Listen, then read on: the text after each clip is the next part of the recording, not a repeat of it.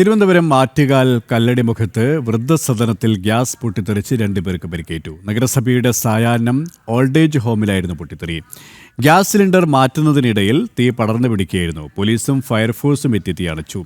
അപകടത്തിൽ അടുക്കള പൂർണ്ണമായും തകർന്നതിനാൽ അന്തേവാസികൾക്ക് ആവശ്യമായ ഭക്ഷണം നേരിട്ട് എത്തിച്ചു കൊടുക്കുമെന്ന് നഗരസഭ അറിയിച്ചു.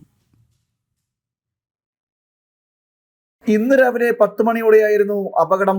ഗ്യാസ് സിലിണ്ടർ മാറ്റുന്നതിനിടയിൽ തീ പടർന്നു പിടിക്കുകയും വലിയ ശബ്ദത്തിൽ പൊട്ടിത്തെറിക്കുകയും ചെയ്തു. അപകടത്തെ തുടർന്ന് അടുക്കളയ്ക്ക് മുകൾ ഭാഗത്തെ സിമന്റ് പാളികൾ ഇളകി വീണു. അടുക്കള പൂർണ്ണമായും തകർന്നു.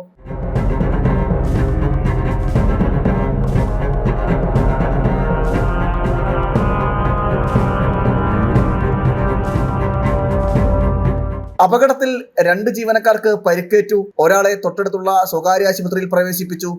ഫുഡ് തയ്യാറാക്കുന്ന സമയത്ത് ഓൾറെഡി ഗ്യാസ് തീർന്നു മറ്റൊരു കുറ്റി കണക്ട് ചെയ്യുന്ന സമയത്ത് ആ കുറ്റിയിൽ ലീക്ക് എന്തോ ഉണ്ടായിരുന്നു.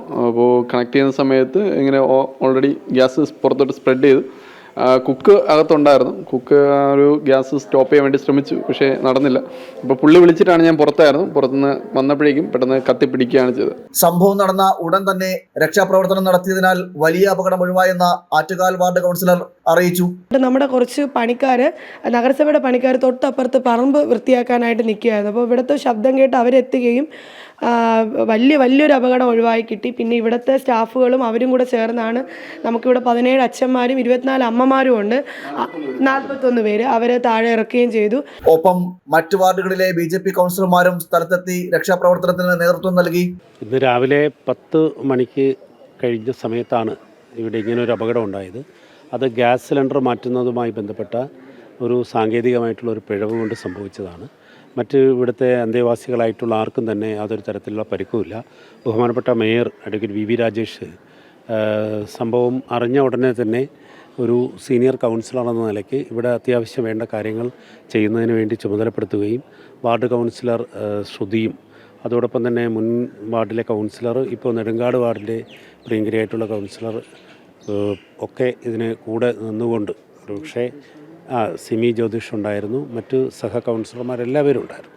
എല്ലാവരും കൂടെ ചേർന്നുകൊണ്ട് നമുക്കിവിടെ അത്യാവശ്യം വേണ്ട കാര്യങ്ങളൊക്കെ ചെയ്തു. നമ്മൾ ഈ സംഭവ സ്ഥലം കണ്ടിട്ട് നമ്മൾ കാണുമ്പം അവിടെ ഒരു ദേവി കടാക്ഷം ഉണ്ടായിരുന്നു എന്ന് തന്നെ പറയാം. കാരണം എല്ലാവരും കിടപ്പ് രോഗികൾ, പിന്നെ വീൽ ചെയറിൽ സഞ്ചരിക്കുന്നവരാണ്. ഇപ്പോൾ സാധാരണ വേറൊരു അപകടം ഇതുപോലെ നടക്കണമെങ്കിൽ പെട്ടെന്ന് ഓടി മാറാൻ പറയാൻ പറ്റും. പക്ഷേ ഇതങ്ങനെയല്ല. ഇവരെ എല്ലാവരെയും മാറ്റുന്ന പ്രവൃത്തികളിൽ ഏർപ്പെട്ടതുകൊണ്ടാണ് ഇവിടെയുള്ള ഒരാൾക്ക് കയ്യിലും കാലിലും പറ്റുക. ഹോസ്പിറ്റലിൽ നിന്നുള്ള ലേഡിക്ക് അടുക്കളയിൽ നിന്ന് പാചകം ചെയ്തുകൊണ്ടിരുന്ന ലേഡിയാണ്. ആ ലേഡിക്ക് കൈക്കും മുഖത്തും കാലിനും ചെറിയ സാരമായിട്ടുള്ള പരിക്കുകളേ ഉള്ളൂ. വലിയ വിഷയമില്ല. ഡോക്ടർ എന്തായാലും റിലീവ് ചെയ്തിട്ടുണ്ട്.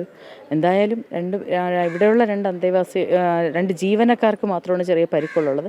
അന്തേവാസികളായിട്ടുള്ള 43 പേരും സുരക്ഷിതരാണ്. തിരുവനന്തപുരം നഗരസഭയുടെ സായാഹ്നം എന്ന വൃദ്ധസദനത്തിലാണ് അപകടമുണ്ടായത്. സ്ത്രീകളും പുരുഷന്മാരുമായി 41 അന്തേവാസികളും 10 ജീവനക്കാരുമാണ് വൃദ്ധസദനത്തിൽ ഉണ്ടായിരുന്നത്. അടുക്കള പൂർണ്ണമായും അപകടത്തിൽ തകർന്നതിനാൽ ആവശ്യമായ ഭക്ഷണം അന്തേവാസികൾക്ക് നേരിട്ടെത്തിച്ചു കൊടുക്കുമെന്ന് നഗരസഭ അറിയിച്ചു. ജനം, തിരുവനന്തപുരം.